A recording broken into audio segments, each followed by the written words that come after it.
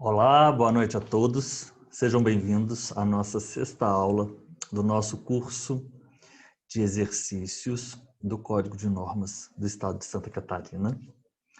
E vamos continuar aí tratando do título 6º, que traz as disposições pertinentes ao tabelionato de notas. Então, eu peço aos senhores que tenham em mãos o Código de Normas da Corregedoria do Estado, da Corregedoria do Tribunal de Justiça do Estado de Santa Catarina, e eu vou aqui compartilhar com os senhores o Código de Normas, né? E os senhores vão acompanhando aí no material,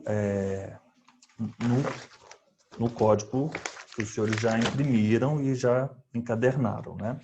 Os exercícios também, os senhores também já encadernaram, tem um bloco de exercícios, todo o material está organizado. Então vamos lá compartilhar aqui com os senhores. Ótimo. Estamos no capítulo 3. O título 6º, capítulo 3 do título 6º, que trata do tabelionato de notas. Então, o título 6º, notas, capítulo 1, normas gerais, artigo 787. Nós já falamos sobre estes artigos, 787, 789, 788, 789. Depois falamos sobre o capítulo 2 das escrituras na nossa aula anterior. Seção 1, disposições gerais. Vão acompanhando aí, por gentileza. Seção 2, escritura pública de imóvel. Seção 3, escritura pública de união estável. Seção 4, a procuração, o subestabelecimento e a revogação de mandato. Seção 5ª, testamento. Seção 6ª, a escritura de separação, divórcio ou conversão da separação judicial em divórcio. Para aqueles que sustentam nós ainda termos essa fase anterior ao divórcio, necessária a separação e, posteriormente, o divórcio. Capítulo 3, ata notarial. Então, vamos lá, para exercício número 1. Em se tratando de atas notariais, assinale a alternativa correta. A alternativa correta. Vamos lá, vamos assinalar a alternativa correta. Na lavratura da ata notarial, o tabelião deverá efetuar narração subjetiva de uma ocorrência ou fato por ele constatado ou presenciado. Isso é falso. A narração ela não é subjetiva. Eu falei objetiva? Não. A questão A é, na lavratura da ata notarial, o tabelião deverá efetuar narração subjetiva? Falso. É narração objetiva, nos termos do artigo 817. Na lavratura da ata notarial, o tabelião deverá efetuar narração objetiva de uma ocorrência ou fato, por ele constatado ou presenciado. Ok. Letra B. A realização do ato não pode ocorrer fora do horário de expediente de atendimento e pode o tabelião negar-se a realizá-lo? Isso também está incorreto. Por quê? O parágrafo único do artigo 817, ele diz que a realização do ato ele pode ocorrer fora do horário de expediente de atendimento, inclusive nos finais de semana e feriados, e não pode o tabelião negar-se a realizá-lo. Letra C. O conteúdo da ata notarial pode versar sobre quaisquer ocorrências ou constatações realizadas pelo tabelião, de modo que se admitem informações oriundas não apenas de vistorias em objetos e lugares, mas também da captura de imagens, mensagens, conteúdos de sites de internet, material audiovisual ou produção artística e cultural em geral, bem como narração de situações fáticas diversas.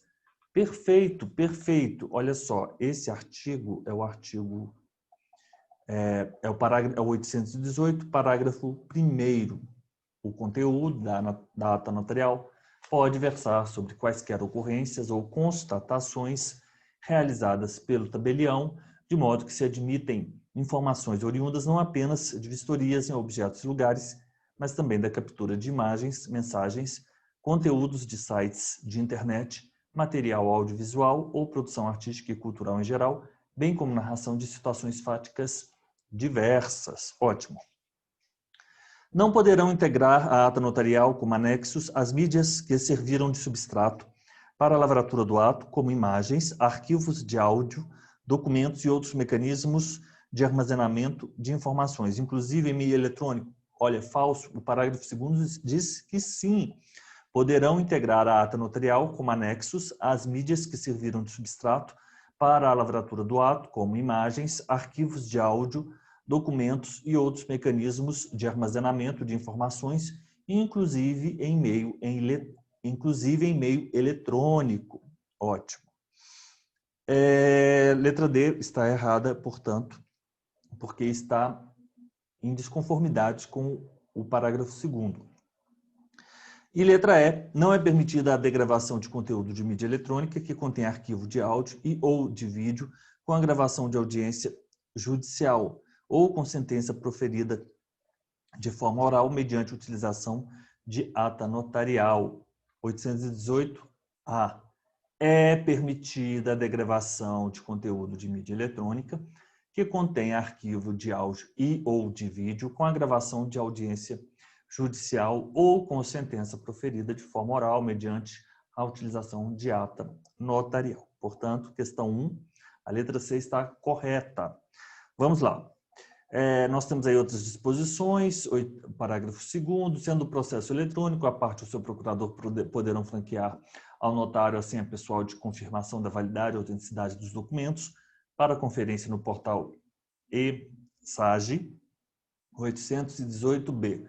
Na degravação de conteúdo de mídia eletrônica que contém arquivo de áudio e ou de vídeo com sentença proferida de forma oral, em processo que tramita em segredo de justiça, o direito de consultar a ata notarial e de pedir certidões é restrito às partes e aos seus procuradores. Ótimo. Aí nós temos outras disposições. Agora vamos para o capítulo 4º. Estamos aí tratando das disposições pertinentes ao tabelionato de notas. Capítulo 4º, reconhecimento de firma. A questão 2. Em se tratando de reconhecimento de firma, assinale a alternativa correta. O reconhecimento de firma confere legalidade ao documento? Não. O reconhecimento de firma, ele não confere legalidade ao documento. Artigo 819. Não é possível o reconhecimento de firma lançado em documento redigido em língua estrangeira? Falso, porque o 820 ele preceitua que é possível o reconhecimento de firma lançado em documento redigido em língua estrangeira. Letra C. Na falta de declaração expressa quanto à espécie de reconhecimento, entender-se-á como realizada por autenticidade. Isso é falso. Não. Por semelhança, 821, parágrafo único. O 821 ele diz que, no ato de reconhecimento de firma, mencionar-se-á uma espécie, autenticidade ou semelhança, o nome do interessado por extenso de modo legível, vedada a substituição por outras expressões, como supra, retro, infra, a identificação de quem praticou o ato. Parágrafo único. Na falta de declaração expressa quanto à espécie de reconhecimento, entender-se-á como realizado por semelhança. Na falta de declaração expressa quanto à espécie, então a regra geral é a autenticação por semelhança. É obrigatório, letra D, é obrigatório o reconhecimento por autenticidade nos documentos que visem alienar ou dispor de quaisquer direitos pessoais e ou reais sobre bens móveis ou imóveis, inclusive por promessa, com conteúdo econômico superior a 30 salários mínimos. Isso é verdade. 822. É obrigatório o reconhecimento por autenticidade nos documentos que visem alienar ou dispor de quaisquer direitos pessoais e ou reais sobre bens móveis ou imóveis, inclusive por promessa com conteúdo econômico superior a 30 salários mínimos. Ainda, é obrigatório o reconhecimento por autenticidade nos documentos que visem alienar veículos automotores de qualquer valor. E é obrigatório o reconhecimento por autenticidade nos documentos que visem prestar aval ou fiança com ou sem renúncia ao benefício de ordem. Tudo isso. A letra E diz, é facultativo o reconhecimento por autenticidade dos documentos que visem alienar veículos automotores de qualquer valor? Falso. Obrigatório. Então, a letra A, B, C estão equivocadas, a letra D está correta e a letra E também está equivocada. O parágrafo 1º do 822 preceitua que, em contratos por prazo indeterminado que dispõem sobre pagamento parcelado, será considerado para fins do inciso 1 o valor de 12 parcelas e, se por prazo determinado, a soma total das parcelas. Essa questão, inclusive, é recorrente em provas de primeira fase. Continuamos. Em se tratando de reconhecimento de firma, assinale aquela que for correta. É expressamente vedado o reconhecimento de firma de pessoa portadora de deficiência visual ou relativamente incapaz.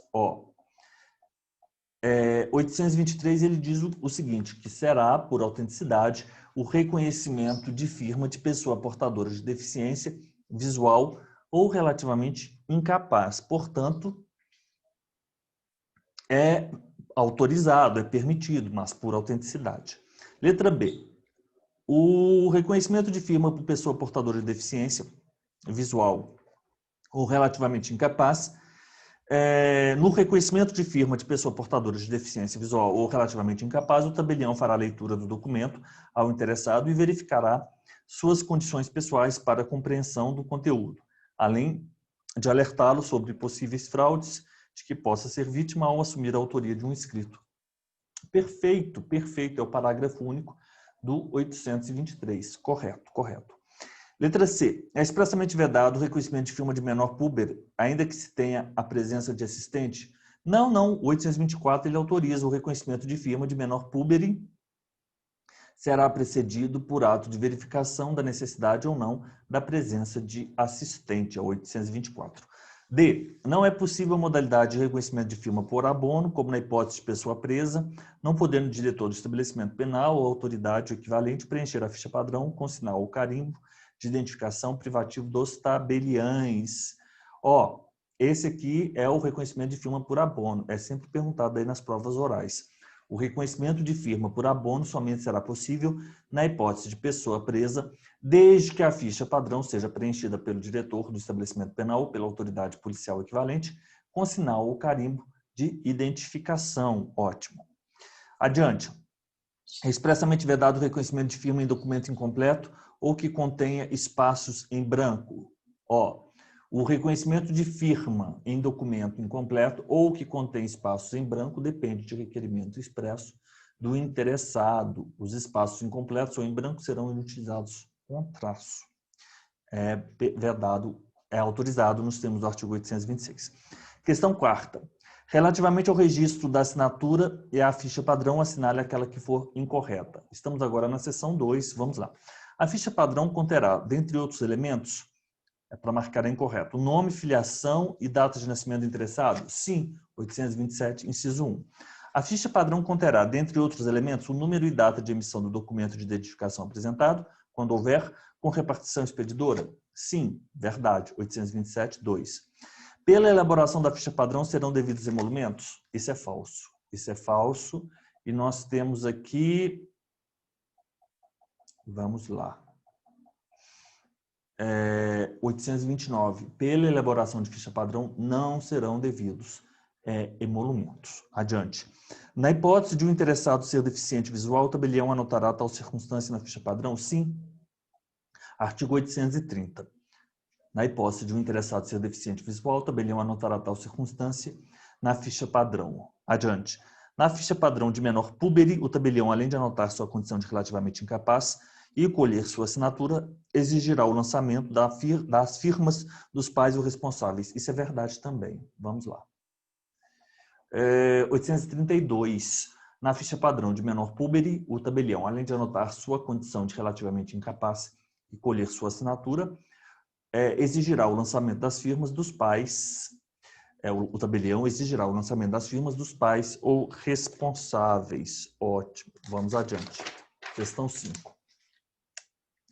Relativamente às cópias e autenticações. Então, vamos adiante aqui, os senhores vão seguindo e marcando.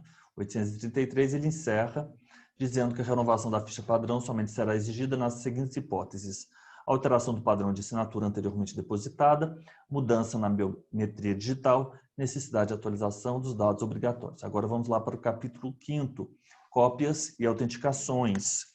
Relativamente às cópias e autenticações, assinale a incorreta.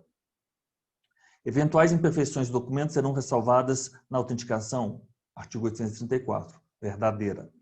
No caso de fundada suspeita de fraude, o tabelião recusará a autenticação e comunicará o fato imediatamente à autoridade competente? Verdadeira, 835. Sempre que possível, a autenticação será feita no anverso do documento. Perfeito, no anverso, na frente do documento. 836, correto. É permitida a autenticação de cópia extraída de documento desde que é autenticado? Falso, não. O 837 diz que é vedada a autenticação de cópia extraída de documento não original, ainda que autenticado. Tal vedação não alcança a cópia devidamente autenticada, essa é uma exceção, e extraída de documento arquivado em serventia extrajudicial ou outra repartição pública. Então, a letra D está incorreta. Fundamento 837. Letra E. Quando houver mais de uma reprodução na mesma face da folha, a cada uma corresponderá uma autenticação. Isso é verdade, é o 838. Quando houver mais de uma reprodução na mesma face da folha, a cada uma corresponderá uma autenticação. Questão 6ª. Relativamente às cópias e autenticações, assinale aquela que se revelar correta. Pela autenticação, letra A, pela autenticação de cópia de documentos de identificação com validade em todo o território nacional, do CPF ou do título de eleitor, em que frente e verso sejam reproduzidos na mesma face da folha, deverá ser cobrado o valor de quantos atos forem necessários. Isso é falso, apenas um ato. 838, ele diz o seguinte, no parágrafo único.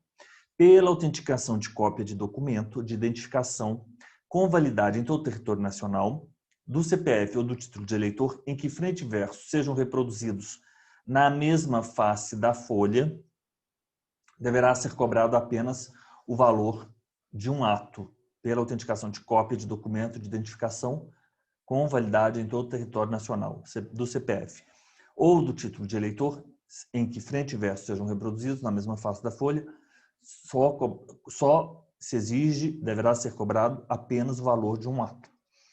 Letra A falsa, portanto. Letra B. É possível a autenticação de face de documento independentemente de tal circunstância ser consignada no ato? Isso está falso. 839, ele diz o seguinte.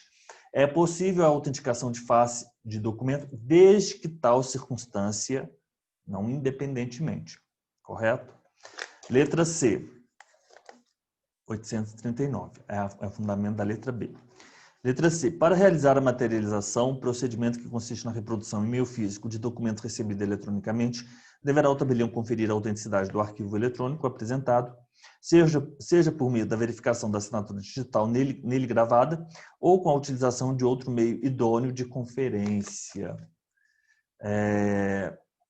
Parágrafo 1º, isso é verdade. Para realizar a materialização, procedimento que consiste na reprodução em meio físico de documento recebido eletronicamente, deverá o tabelião conferir a autenticidade do arquivo eletrônico apresentado, seja por meio da verificação da assinatura digital nele gravada ou com a utilização de outro meio idôneo de conferência. Correto.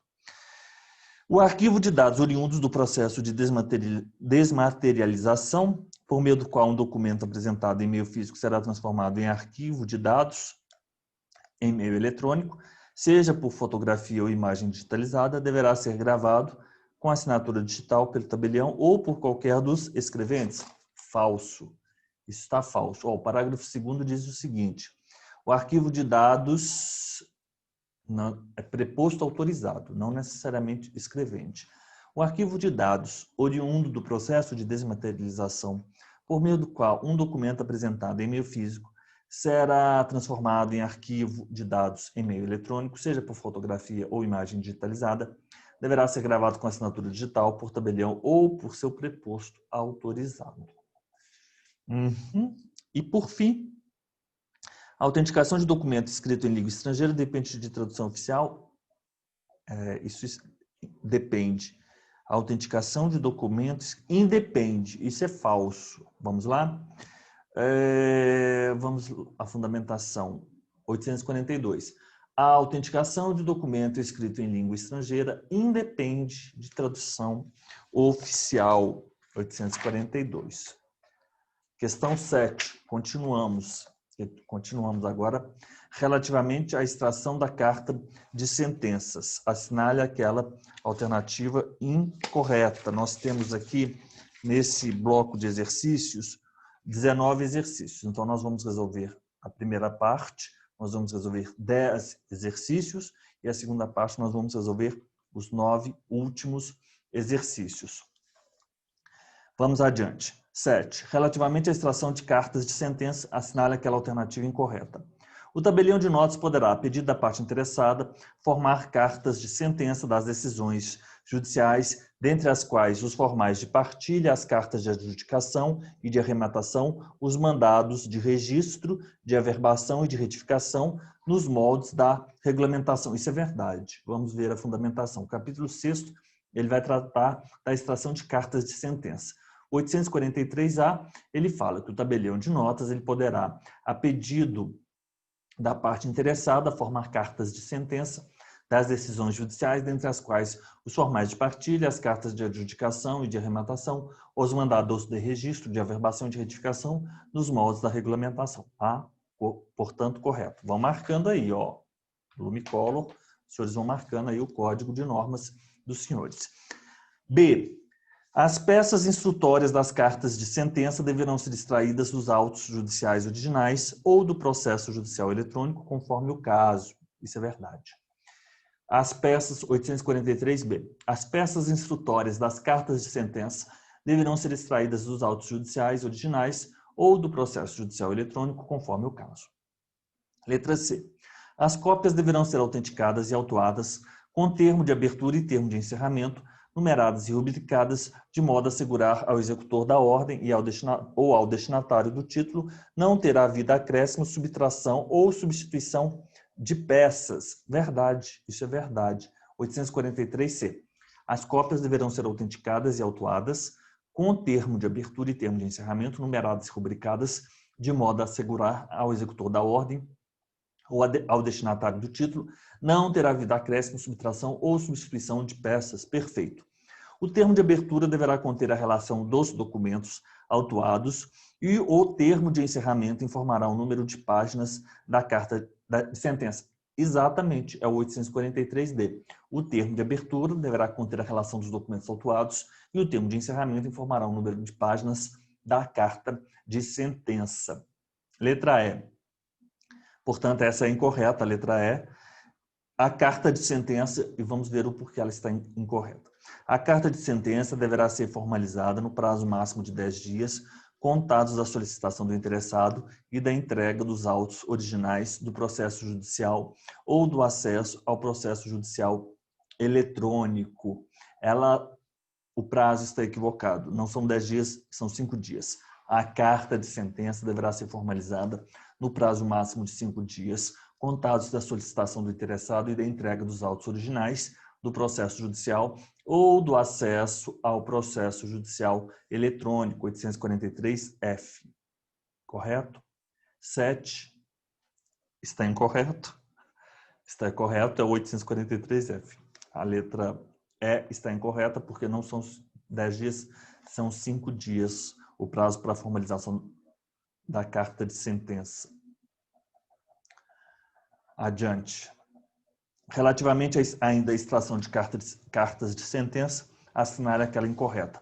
Todas as cartas de sentença deverão conter cópia da sentença ou decisão a ser cumprida? Exatamente. 843G, inciso 1. Todas as cartas de sentença deverão conter cópia da certidão de transcurso de prazo sem interposição de recurso? Trânsito em julgado? Exatamente. Inciso 2 do 843G. Todas as cartas de sentença deverão conter cópia das procurações outorgadas pelas partes? Exatamente, é o inciso 3º. Outras peças processuais, letra D. Todas as cartas de sentença deverão conter cópia de outras peças processuais que se mostrem indispensáveis ou úteis ao cumprimento da ordem ou que tenham sido indicadas pelo interessado? Perfeito. Inciso 4º.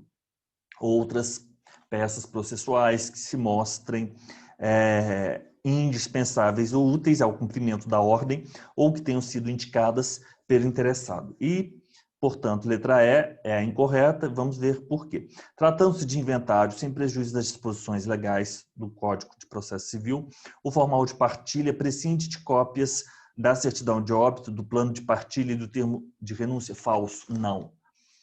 É necessário tê-los. Tratando-se de inventário, sem prejuízo das disposições legais, artigo 1027 do Código de Processo Civil, o formal de partilha deverá conter ainda cópias da certidão, da petição inicial, das decisões que tenham deferido o benefício de assistência judiciária gratuita, certidão de óbito, plano de partilha, termo de renúncia, escritura pública de cessão de direitos hereditários, auto de adjudicação, termo de renúncia, exato, termo de renúncia. E todos esses outros, correto? Manifestação da Fazenda pela respectiva Procuradoria a respeito do ITCMD, bem sobre eventual doação de bens a terceiros e sobre eventual recebimento de requisições diferenciados entre herdeiros nos casos em que não tenha havido pagamento da diferença em dinheiro. Manifestação pelo município a respeito do imposto sobre transmissão de bens imóveis intervivos e sobre eventual pagamento em dinheiro da diferença entre os requisições dos herdeiros e sobre a incidência do tributo. E todos, ainda o 10º, sentença homologatória da partilha e, por fim, certidão de transcurso do prazo sem interposição de recurso, trânsito em julgado. Questão 8, portanto. Relativamente à extração de cartas de sentença, assinale aquela alternativa que esteja correta. Letra A. Não incumbirá ao serventuário delegatário realizar a comunicação dirigida aos autos judiciais para informar a extração da carta de sentença ou decisão pertinente? Não. Falso. Caberá, sim, incumbirá a ele. Vamos lá, ver qual é o artigo. É o artigo 843J. Incumbirá ao serventuário realizar a comunicação dirigida aos autos judiciais para informar a extração da carta de sentença ou decisão pertinente. A critério do tabelião, as cartas de sentença poderão ser formadas em meio físico ou eletrônico, com a aplicação das regras pertinentes ao tema do serviço notarial. Falso, 843K. A critério do interessado, as cartas de sentença, elas poderão ser formadas em meio físico ou eletrônico, com a aplicação das regras pertinentes ao tema do serviço notarial. A letra B, falso, 843K. Letra C. Pela extração da carta de sentença, incluída sua comunicação nos autos originários, bem como os termos de abertura e de encerramento e a sua autuação, o tabelião exigirá o valor pertinente à carta de sentença previsto na tabela 1, item 4, da Lei Complementar Estadual 156, de 97, regimento de custas e emolumentos, até que haja previsão específica para tanto em atos do tabelião em lei, que regulamente custas e emolumentos deste Estado. Isso é verdade, ó. Exatamente, é o 843L, inciso 1. O valor pertinente à carta de sentença prevista na tabela 1, item 4 da Lei Complementar 156, que é o regimento de custas e emolumentos, até que haja previsão específica para tanto em atos do tabelião, em lei que regulamente custas e emolumentos deste Estado, do Estado de Santa Catarina. Letra D, portanto, letra C está correta. Pela extração de carta de sentença, incluída a sua comunicação nos autos originários, bem como os termos de abertura e de encerramento e a sua autuação, o tabelião não exigirá a fotocópia de cada documento juntado ao ato e a sua respectiva autenticação, consoante a legislação já aplicada normalmente. Falso. Exigirá. Ele exigirá 843L, a fotocópia de cada documento juntada ao ato e sua respectiva autenticação, consoante a legislação já aplicada normalmente. E, por fim, letra E. A possibilidade de extração de cartas de sentença não se estende aos escrivães de paz do Estado de Santa Catarina, sendo ato privativo dos tabeliães. Falso. A possibilidade de extração de cartas de sentença se estende aos escrivães de paz do Estado de Santa Catarina, é o 843M. Portanto, a questão 9, a letra C está correta, a, B, D e E incorreta. Agora, nós vamos adiante, porque e vamos tratar do título 7º do protesto, do tabelionário de protesto. O título 7º, então, ele trata do protesto de títulos e outros documentos de dívida e ele inaugura as disposições gerais com o artigo 844. Eu vou encerrar a nossa aula aqui agora e a segunda parte nós vamos tratar do protesto, porque nós tratamos todas as disposições pertinentes ao protesto. Na próxima aula não vamos cindir o conteúdo. Então, eu agradeço aos senhores pela presença e Aguardo os senhores agora no bloco 2 da nossa sexta aula.